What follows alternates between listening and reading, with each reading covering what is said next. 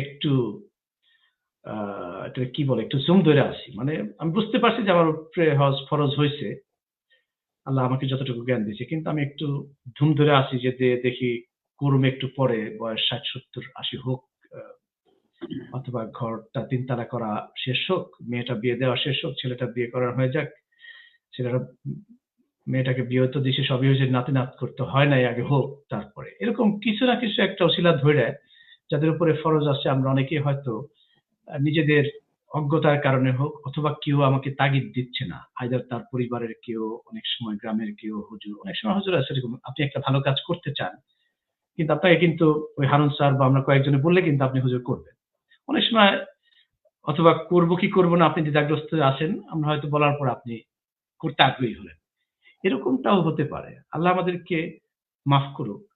আমাদের উপরে যেহেতু নামাজ, রোজা, হজ, জাকাত, এ হলো 4টা, আর একটা হলো কালেমা, এই 5টা তো আমাদের মূল ভিত্তি। এই ফরজ কাজটা যদি আমার উপর ফরজ হয়, আমি যদি এটা মিস করি, তাহলে আমি গুনাহের ভাগীদার হলাম, এবং কাল কিয়ামতের দিন আমি প্রশ্নের সম্মুখীন হব যে আমি তোমার উপরে এই 5টা বিষয় ফরজ করেছিলাম, তুমি একটা মিস করছো। তো আমাদের জ্ঞানের অভাবে যদি আমরা না করে থাকি, তাহলে আমাদের মাফ করুক। আমাদের চাচা, দাদা, খালা, খালো, অনেক মুরব্বীরাও আছেন, আমরা জানি, তাদের আমাদের দেখা, হয়তো তাদের যে অর্থবিত্ত আমরা দেখেছিলাম, হয়তো তারা ফিল করে না, হয়তো একটা গরু কিনছে, গরু দাবরানি করাইছে মাঠে, নৌকা বাইচ করাইছে, অথবা প্রতি বছর হাজার হাজার মানুষকে খাওয়াইছে, কিন্তু তার উপরে যে হজ ফরজ, এটা এদের তার জ্ঞানে আকল তাকে হয়তো আমরা দেয় নাই, বা কোনো কারণে সে বুঝতে পারে নাই। যারা এরকম পরলোকগত হয়েছেন, মারা গেছেন, আমরা দোয়া করি আল্লাহ আপনাদেরকে মাফ করুন। কিন্তু আমরা যারা জীবিত আছি, আমরা কি হইলে আমার উপরে হজ ফরজ, কি হইলে আমার উপরে উমরা ফরজ, আমরা এটা আমার মনে হয় একটু বুঝবার, অথবা জুমার দিন ইমাম সাহেবরাও খোলামেলা করে কথাগুলো বলেন কিনা, অথবা আমরা নিজেরা ইউটিউবে একটু সার্চ করে দেখি কিনা, বুঝি কিনা, অথবা প্রায়োরিটিটা হলো অগ্রাধিকার, এটা কি আমার অগ্রাধিকারের মধ্যে আমি ফেলছি কিনা, যে হজের আহ যদি আমার উপর হজ ফরজ হয়ে থাকে, যখন আমি বুঝলাম, তখন আমি হজ করলাম কি করলাম না। এই প্রসঙ্গে আমার মনে হয় একটু কথা যদি কাইন্ডলি একটু বলেন আমাদেরকে, বোঝানোর জন্য, যে জি যাতে আমরা একটু ফিল করি যে আমার উপরে হজ ফরজ। জি প্লিজ, থ্যাংক ইউ। জি ইনশাল্লাহ, এটাও খুব গুরুত্বপূর্ণ একটা প্রশ্ন, এটা আমাদের জানার দরকার। আপনি যে কথাটি বলছিলেন যে আমরা অনেক সময় অনেকের উপর হজ ফরজ হয়, কিন্তু আমরা চিন্তা করি একটু বয়স হোক, বিল্ডিংটা একটু বড় হোক, 2 তলা আছে 3 তলা করি, তখন হজ করে একেবারে পাক্কা ইমানদার হয়ে যাবো, অনেকে এই চিন্তা চেতনা লালন করে অনেকে। কিন্তু যারা হজ করেছেন তাদের কাছে জিজ্ঞাসা করলে, বা আমরা যারা হজ সম্পর্কে ধারণা রাখি, হজের কার্যক্রম অত্যন্ত কঠিন। একজন দুর্বল মানুষের পক্ষে সেই কার্যক্রম পরিচালনা করা কোনোভাবেই সম্ভব নয়। তো মহান রব্বুল আলামিনের নির্দেশ হলো হজ যখন ফরজ হয়, এখন প্রশ্ন হলো হজ কখন ফরজ হয়, এটা বুঝতে হবে আগে। হজ ফরজ হয় তখন যখন আমি দেখব যে আমার পরিবারের ভরণ পোষণ ছাড়া মক্কা মদিনা সেখানে যাওয়া এবং আসার খরচ আমার কাছে আছে কিনা, আমার নিত্য প্রয়োজনীয় জিনিস ছাড়া সেখানে যাওয়া আসার খরচ আমার কাছে আছে কিনা। যদি দেখি যে হ্যাঁ আমার যাওয়া আসার খরচ আছে, তাহলে আমার উপর হজ ফরজ। এখন যদি কোনো ব্যক্তির উপর জীবনে একবার হজ ফরজ হয়ে থাকে এবং সে যদি ওই অবস্থায় মারা যায়, হজ না করে, তাহলে আল্লাহ তাআলা কোনো কঠিন শাস্তি দিবেন। এই জন্য আমাদের মুসলিম যারা আমরা আছি, আমাদের উচিত হলো হজ ফরজ হওয়ার সাথে সাথে হজ করা, বিলম্ব কোনোভাবেই না করা। কারণ এমন হতে পারে আপনি আজকে আপনার উপর হজ ফরজ হয়েছে, কিন্তু আপনি কালকে মারা গেলেন বা 1 বছর পরে মারা গেলেন, আপনি হজ করলেন না, তাহলে কিন্তু এই দায়ভার আপনাকে নিতে হবে এবং আল্লাহ তাআলার কাছে জবাবদিহি করতে হবে। এই জন্য আমরা বিলম্ব করব না, এবং এই চিন্তাও করব না যে একটু বয়স হোক বা আর একটু জায়গা জমি কিনি, তারপরে বৃদ্ধ বয়সে হজ করব। অসম্ভব। বৃদ্ধ বয়সে হজ করা একেবারেই কঠিন এবং সম্ভব নয় বলতে গেলে। অনেক খোলামেলা করে বলেছেন হুজুর। আমরা অনেকে এরকমটাকে ফিল করি হুজুর, যে আচ্ছা হজে গেলে আমার কথার কথা লাগবে 7 লাখ টাকা বা 6 লাখ টাকা বা 5 লাখ টাকা বা 10 লাখ 12 লাখ টাকা লাগবে, আমি তো অত টাকা আমার কাছে নাই। তো আমার হয়তো আরো 5 বছর অপেক্ষা করলে হয়তো অত টাকা আমার হয়ে যাবে ইনশাআল্লাহ। তো একটু অপেক্ষা করে দেখি, আমি পুরো টাকা জোগাড় করি। আর একজন হয়তো মনে করতেছে ইনকেস যদি হজের পুরো টাকা আমি জোগাড় করতে পারি কি পারি না, আমার তো সন্দেহ আছে, আমি তার চেয়ে 2 লাখ টাকা বা 3 লাখ টাকা হলো যেহেতু উমরা করা যায়, আমি তাহলে উমরাটা করে আসি। শুধুমাত্র সে উমরা করে আসলো, হয়তো তার হজের যে খরচ হওয়ার কথা সেটা হয়তো তার এই মুহূর্তে নাই, হয়তো আর 5 বছর পরে পরে আবার আল্লাহ তাকে দিলে দিতেও পারে। তো তার কি হুজুর আরো যে 3-4 বছর 5 বছর একটু অপেক্ষা করা দরকার, যে ঠিক আছে আমি হজের নিয়ত করছি, একটু ওইটাই করি, নাকি ওইটা বাদ দিয়ে যে ঠিক আছে আমার তো আসলে খুবই কষ্ট হয়ে যাচ্ছে, মনে হয় আমার দ্বারা হজ হবে না, আমি উমরাটা করে ফেলি আর আমার দরকার নেই? আর যদি এরকম হলো যে আমি উমরা করে ফেললাম, সে মনে করলো যে আমার তো 3 লাখ টাকা খরচ হয়ে গেল, উমরাতে করছি, এখন আবার নতুন করে আবার হজে তো আমার উপরে ফরজ ছিল, তো এখন হজ করতে গেলে আবার 10 লাখ টাকা বা 7 লাখ টাকা আবার লাগবে, আমি কেমনে? তো এটা মানুষের ভিতরে একটু কনফিউশন আছে কিনা হুজুর, আপনি আপনার নিজের ব্যাখ্যায় যদি একটু আমাদের সমাজবাসীদের বিবেচনায় যদি বলেন, এই প্রশ্নের উত্তরটা একটু দিবেন। এবং এই প্রশ্নের উত্তর দেওয়ার পর হুজুর আপনি নিজ দায়িত্বে কাইন্ডলি যদি ইসলামী সঙ্গীত পরিবেশন করেন তাহলে আমার সুবিধা হবে। আমার আসর নামাজের টাইমটা আমি এই আপনার এই সময়টুকুর ভিতরে আমি নামাজটা শেষ করবো ইনশাআল্লাহ। আর আপনার পাশে আমি আমাদের মডারেটর লুৎফর রহমান ভূঁইয়াকে আমি রাখছি। লুৎফর রহমান ভূঁইয়াকে আমি স্বাগত জানাচ্ছি অনুষ্ঠানে। লুৎফর, আসসালামু আলাইকুম, ভালো আছো আশা করি। তুমি হুজুরের সাথে কাইন্ডলি একটু থাকো, ইসলামী সঙ্গীত শুনবো আর হুজুরের এই প্রশ্নের উত্তর থাকবো, তোমরা একটু কথা বলতে থাকো প্লিজ। হুজুর ঠিক প্লিজ। আছে। আসসালামু আলাইকুম ওয়া রাহমাতুল্লাহ। তারপরে ওয়ালাইকুম আসসালাম ওয়া রাহমাতুল্লাহ। জি লুৎফর ভাই কেমন আছেন? আলহামদুলিল্লাহ। হুজুর ভালো আছেন? আসসালামু আলাইকুম ওয়া রাহমাতুল্লাহ। ওয়ালাইকুম আসসালাম ওয়া রাহমাতুল্লাহি ওয়া বারাকাতুহু। যাক, আপনারা পাইলাম, খুশি হইলাম অনেক। আপনাকে দেখতেছি গজল বলতেছেন, খুব ভালো লাগতেছে। যাক আলহামদুলিল্লাহ ভাই। লুৎফর ভাই, ওই যে আমাকে তারেক ভাই যে প্রশ্নটা করলো যে হজ, অনেকেরা উপর হজ ফরজ হয়নি বা 2 লাখ বা 3 লাখ টাকা আছে, তো সে চিন্তা করলো যে আমি তাহলে উমরা করি। এখানে আমাদেরকে বুঝতে হবে হজ ফরজ আর উমরা হচ্ছে সুন্নাত। যখন আপনার হজের সামর্থ্য হবে তখন হজ জি করতেই হবে, তারপর আপনি বারবার ইচ্ছা করলে উমরা করতে পারেন, কোনো সমস্যা নেই। তবে হজ ফরজ হলে হজই করতে হবে, এই বিষয়টা আমাদেরকে মাথায় রাখতে হবে। জি তো এটার ব্যাপারে আমরা অনেক কিন্তু সন্দিহান থাকি যে আমার তো হজ করার টাকা নেই, উমরা করার টাকা আছে, কিন্তু তার উপর কিন্তু উমরা ফরজ না, উমরা সুন্নাত। সে যদি করে সওয়াব পাবে, কিন্তু পরবর্তীতে যদি কখনো তার এই সামর্থ্য হয় হজ করার, তাহলে কিন্তু তাকে হজ করতেই হবে। যদি সে মনে করে যে আমি তো একবার উমরা করছি, আমি কেন হজ করবো, এটা ভুল ধারণা, কারণ তার উপর হজ ফরজ হয়েছে, হজ করতে হবে।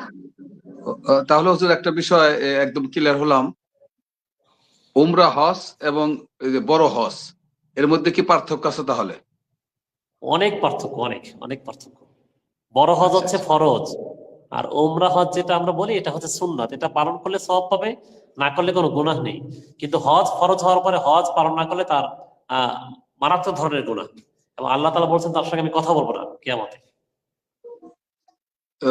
হুজুর আপনার কাছ থেকে এতদিন তো জানতাম আসলে দুটো হয়তো একই রকমের, এই জন্য অনেকে দেখা বড় হজ না করে উমরা হজ করে। তো আজকে একটা জিনিস, চমৎকার একটি বিষয় যেটা জানা ছিল না আমার ব্যক্তিগত ভাবে, যে আপনি বলে উমরা হজ এবং বড় হজ, যেটাকে বড় হজ বলে থাকি আমরা, যে দুইটা দিলে ভিন্নতা রয়েছে, বিভিন্ন সুন্নত এবং ফরজ হিসাবে ওইভাবে রয়েছে। জিনিসটা ক্লিয়ার হলাম এবং যারা দেখছেন হয়তো তারাও ক্লিয়ার হবেন। অনেকে তবে আরেকটা হুজুর আপনার কাছে জানতে চাবো, অনেকে দেখা যায় যে বড় হজের একটা বাড়তি চাপ থাকে। আমরা জানি সারা পৃথিবী থেকে মানুষজন হজ করার জন্য আসে। তো যারা বয়স্ক বৃদ্ধ হয়ে গেছে তারা অনেক সময় দেখা যায় উমরা হজকে বেছে নেয়, যে উমরা হজে একটু গ্যাদারিং কম হয়, লোকজনের উপস্থিতি কম থাকে, তারা দেখা যায় স্বাচ্ছন্দ্যে হজটা করতে পারে। তো এই ক্ষেত্রে কোরআন হাদিসের আলোকে কি মসলা রয়েছে? হ্যাঁ ভাই, এটা ভালো একটা প্রশ্ন, এটা খুব গুরুত্বপূর্ণ একটা পয়েন্ট। দেখা যায় বিরুদ্ধ হয়ে গেছে কিন্তু তার উপর হজ ফরজ হয়েছে। জি তবে এখানে একটা বিষয় লক্ষণীয়, হজ ফরজ হওয়ার জন্য 2টা শর্ত। একটা হলো তার সামর্থ্য থাকতে হবে, আর একটা হচ্ছে শক্তি থাকতে হবে। খেয়াল জি করবেন, জি একটা সামর্থ্য, একটা শক্তি। এখন আপনার সামর্থ্য আছে, টাকা পয়সা ঠিকই আছে, কিন্তু আপনার শক্তি নেই, তাহলে আপনার উপর কিন্তু হজ ফরজ না। এই হচ্ছে একটা দিক। এই জন্য যদি তারপরেও যদি কোনো ব্যক্তি যদি ইচ্ছা করে যে আমার তো টাকা পয়সা আছে কিন্তু আমার শক্তি নেই, তাহলে সে উমরা করতে পারে। কিন্তু যদি এটাও চায় যে আমি আমার পক্ষ থেকে একজন বদলি হজ, মানে আমার পক্ষ থেকে একজন হজ করে আসবে, সে সব টাইম পাবো, তো এটাও করার সুযোগ আছে ইনশাল্লাহ। এটাকে আসলে দেখা যায় পরিবর্তে প্রক্সি দেওয়া আর কি, যেটা বলি আমরা অনেক সময়। তো প্রক্সির ক্ষেত্রে কি একজনের বয়স্ক বৃদ্ধর ক্ষেত্রে একজন যুবক বা শক্তি সমর্থ আলা লোকজন যে হজ করলো, ওই সবটা কি আসলে কেউ যার টাকা দিয়ে করলো পুরো টাকাটা তাকে দিতে হবে আর কি, সম্পূর্ণ খরচ? হ্যাঁ হ্যাঁ, তাকে পুরো পরিপূর্ণ খরচ বহন করতে হবে। খরচ বহন করতে হবে, এবং সবটা কি যে হজ করতে পারছে না সে কি পুরোপূর্ণ সবটা পাবে? হ্যাঁ, তার আমল নামে তার সওয়াব লেখা হবে, এবং যিনি হজ করেছেন তিনিও তার সমপরিমাণ সওয়াব পাবেন, কারণ তিনি তাকে সহযোগিতা করেছেন। তাহলে আজকে যেহেতু আপনার কাছে একটি বিষয় ক্লিয়ার হলাম, তো আমাদের মাঝে অনেক সময় দেখা যায় অনেক বৃদ্ধ আছে তারা হজ করতে যেতে পারেন না। তো আমরা এই barakli.com সম্মিলিত প্ল্যাটফর্মে জানাতে চাই যারা ভিউয়ার্স রয়েছেন বা পরবর্তী যারা দেখবেন, যদি আপনি মনে করেন যে আপনি হজে যেতে পারছেন না, মূল হজে আপনার শক্তি সমর্থন নেই, তাহলে আমরা এটার মাধ্যমে জানাতে চাই, আমরা যদি আপনারা যদি এরকম মনে করেন যে barakli.com এর মাধ্যমে যদি কোনো সমর্থবান সবল ব্যক্তি যদি হজ আপনারা পাঠাতে চান, তাহলে ইনশাল্লাহ আমরা barakli.com এর মাধ্যমে আমরা ওরকম লোক দিতে প্রস্তুত আছি। এটা আপনার মাধ্যমে জানাতে চাই ইনশাল্লাহ। ইনশাল্লাহ। হুজুর। ঠিক আছে লুৎফর ভাই, হ্যাঁ তাহলে জি, আলোচনা করতে থাকেন। আমি একটা সঙ্গীত শোনাবো ইনশাল্লাহ, যেহেতু তারেক ভাই ইনশাল্লাহ উনি ইনশাল্লাহ বলেন। এরপর আমি বিদায় নেবো ইনশাল্লাহ, রাত অনেক হয়ে গেছে। জি, সঙ্গীত শুনি, আমরা সঙ্গীত শুরু করেন।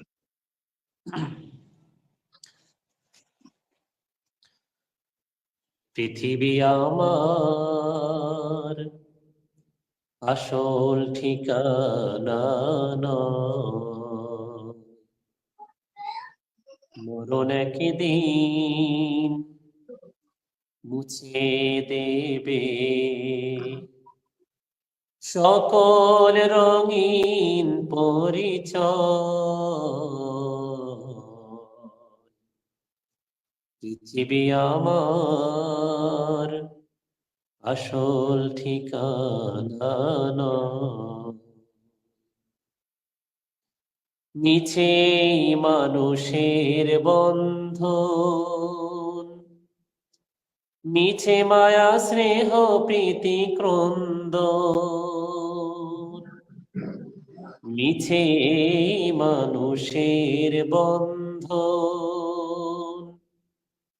মিছে মায়া স্নেহ প্রীতি ক্রন্দন, মিছে জীবনের রং ধনু সাত রং, মিছে জীবনের রং ধনু সাত রং, মিছে দুদিনের অভিনয়।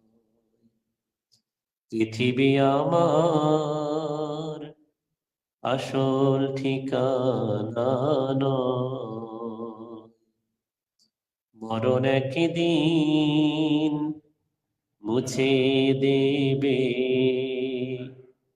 সকল রঙিন পরিচয়।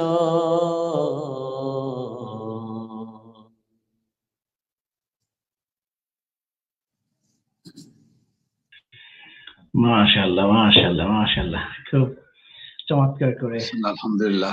আরেকটি লুৎফর হুজুরের এই ইসলামিক সঙ্গীত সম্পর্কে তুমি যদি কিছু বলো, এবং আলহামদুলিল্লাহ, পিছনে নিশ্চয়ই মাশাআল্লাহ, অনেকবার নামাজ চমৎকার। পড়েছো, বলো। হুজুর আসলে আমাদের অত্র এলাকার মধ্যে সবচেয়ে সমুদ্র কণ্ঠের একজন ব্যক্তিত্ব। আমরা বিভিন্ন সময় বিভিন্ন অঞ্চলে যে থাকি, তো অনেকদিন পরে হলো আমরা বারোয়াখালী বাজার কেন্দ্রীয় মসজিদে ওনাকে পেয়েছি, মুফতি এবং হাফেজ। এটা আসলে সৌভাগ্যের বিষয় আমরা মনে করি। এবং আমাদের এই ইমাম সাহেব আমরা দেখে থাকি বিভিন্ন ওয়াজ মাহফিলে তিনি কোরআন হাদিসের আলোকে গুরুত্বপূর্ণ আলোচনা করে থাকেন, এবং মানুষ মুগ্ধ হয়ে তার ওয়াজ মাহফিল এবং গজল শুনে থাকে। তো হুজুরকে আমরা আশা করব, হুজুর ইদানিং আমার মেয়েও হুজুর কাছে বর্তমানে পড়ছে। তো আমি এরকম একজন হুজুর খুঁজছিলাম যে যাতে ছোট্ট সোনামণিরা যাতে ভালো একজনের কাছ থেকে ভালো কিছু শিখতে পারে। তো আমার মেয়েও পড়া শুরু করেছে এবং হুজুরে যে সময় দিয়েছেন সেজন্য অনেক অনেক ধন্যবাদ জানাচ্ছি। আমাদের আশেপাশে আরো কয়েকজন হুজুর কাছে পড়ছেন। তো হুজুর ব্যস্ত থাকেন। তো হুজুরের প্রতি আমরা কৃতজ্ঞতা প্রকাশ করছি। আমরা আশা করবো হুজুর নিজের সন্তান মনে করে আরো যারা পড়ছেন তাদের কেয়ারটেকার করবেন। কারণ হুজুর অনেকে ব্যস্ত থাকেন, তার মধ্যে সময় বের করে ছেলে মেয়েদের পড়ার জন্য প্রস্তুতি নিয়েছিলেন, পড়াচ্ছেন। ধন্যবাদ জানাচ্ছি এবং হুজুরের উত্তর সমৃদ্ধি কামনা করছি। আমরা ইনশাল্লাহ আশা করবো আরো ভালো করতে পারবেন হুজুরে নিয়মিত অনেক চর্চা চালিয়ে ধন্যবাদ, অনেক ধন্যবাদ জি, লুৎফর, তুমি সুন্দর করে বলেছো। আমাদের আলোচনায় হুমায়ুন ভাই অনেক সুন্দর করে বলেছেন লুৎফর, যে কিভাবে মাদ্রাসার ছেলে মেয়ের সংখ্যা কিভাবে বাড়ানো যায় মাদ্রাসায়।